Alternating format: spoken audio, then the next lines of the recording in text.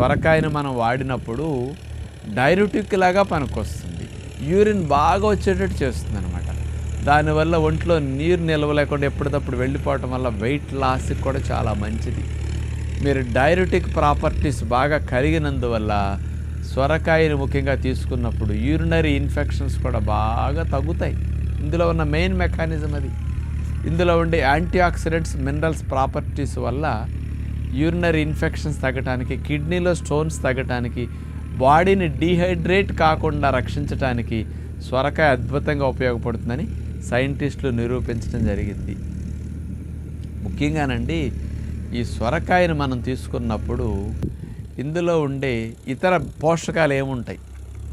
100 గ్రాముల సొరకాయ ముక్కలు తీసుకుంటే 12 క్యాలరీల శక్తి. అంటే 1/2 కేజీ సొరకాయ ముక్కలు కనుక మీరు ఉడకేసుకుని ఒట్టిగట్ట తినేసారంటే